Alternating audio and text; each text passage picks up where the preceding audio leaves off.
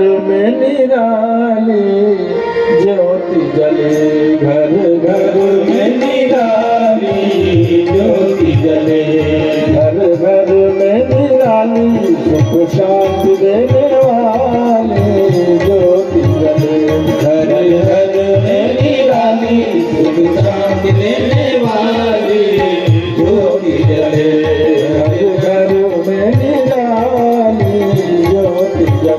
कीचड़ है, आसपास के लोग मुझ पर हंसते हुए जा रहे हैं, थूकते हुए जा रहे हैं, कैसा जीवन जी रहा हूँ। उसको अपने ऊपर बड़ी ग्लानि आई, उसको लगा कि मुझसे बड़ी गलती हो गई, मनुष्य का जीवन मिला पर जीवन जीने की समझ नहीं मिली। उसने तुरंत अपने हाथ के फूलों की ओर देखा। भगवान शिव का मंदिर था पास में, वहाँ गया। भगवान शिव के मंदिर पे जाकर शिवलिंग के ऊपर उन पुष्पों को डाला और डाल करके भगवान से प्रार्थना करी, भगवान आपने मनुष्य का जीवन दिया पर जीवन जीने की समझ नहीं दी। अगली बार आप मनुष्य का जीवन देना तो जीवन जीने के साथ साथ जीवन जीने की समझ भी देना। बस इतनी प्रार्थना करनी थी कि उसके प्राण छूट गए।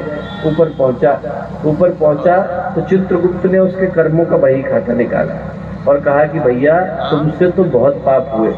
उसने कहा अंदर के दिए को जलाते हैं तभी जीवन में हमारे प्रकाश आता है।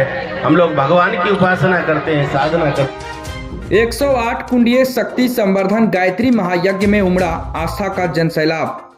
हरिद्वार से पधारे विद्वान डॉक्टर चिन्मय पांडे ने की गायत्री परिवार के विचारों से जुड़ने की अपील। बक्सर शहर के ITI मैदान में आयोजित 108 कुंडीय शक्ति संवर्धन गायत्री महायज्ञ में देव संस्कृति विश्वविद्यालय के प्रोफेसर वाइस चांसलर डॉक्टर चिन्मय पांडे सम्मिलित हुए। इस दौरान उन्होंने अपने उद्बोधन में यज्ञ में सम्मिलित भक्तों को विचार परिवर्तन की ओर जाने के लिए प्रेरित किया। साथ ही गायत्री परिवार के विचारों को अपनाने की भी अपील की। उनका आगमन संध्या में दीप यज्ञ के ठीक पूर्व हुआ। इस दौरान दीपमाला से यज्ञ को सुशोभित किया गया। मंच पर उनके आगमन पर स्थानीय गायत्री शक्ति पीठ के पीठाधीश्वर रामानंद तिवारी ने उन्हें पुष्पगुच्छ देकर सम्मानित किया।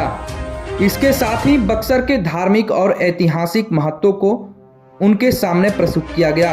इस धार्मिक अनुष्ठान में प्रातः जागरण से लेकर आरती, ध्यान, जप और प्रज्ञा योग कार्यक्रम का भी आयोजन किया गया, जिसमें सैकड़ों महिला पुरुष श्रद्धालुओं ने उत्साह के साथ भाग लिया। इस दौरान भक्तों ने यज्ञ कुंड में आहुति देकर भगवान की पूजा अर्चना की।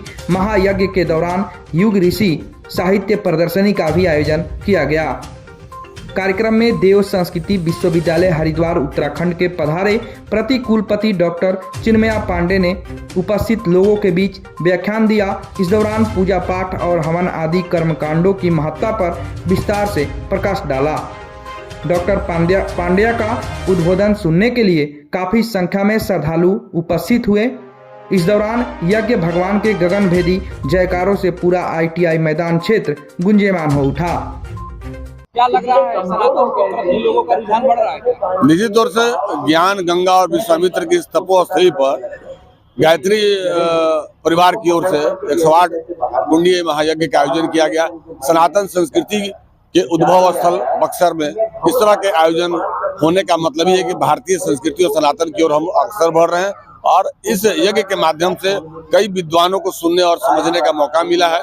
मैं समझता हूं कि बक्सर के लिए बहुत सौभाग्य की बात है और ऐसे मनीषी की धरती पर ऐसे विद्वानों के आने से भी हम लोग उत्साहित हैं और उनके ज्ञान से हम लोग लाभान्वित हुए हैं। एक तरफ सनातन के प्रति लोगों जो लेफ्ट विचारधारा के लोग हैं वो लगातार हमला बोल रहे हैं, उसी बीच में इस तरह का आयोजन से किस रूप में देख रहे हैं? देखिए, बरसों बाद जो लेफ्ट के लोग हैं वो धराशायी हो गए। अब पूरे देश में सनातन संस्कृति का अलग जग रहा है और जब से ये देश में हर जगह लोग सनातन को लेकर देखे, अभी महाकुंभ में क्या हुआ आपने देखा कि देश की एक बड़ी आबादी 60 करोड़ से ही अधिक लोगों ने गंगा में डुबकी लगाई, संगम स्नान किया और संस्कृति और संस्कार अविरल धारा में प्रभावित हो रहे हैं। तो मैं समझता हूँ कि ऐसे लोगों की चर्चा करना ही बेकार और बेईमानी है और गायत्री महायज्ञ के लिए के सफल आयोजन के लिए मैं तमाम आयोजकों और इस संस्कृति से जुड़े लोगों को बहुत बहुत बधाई देता हूँ।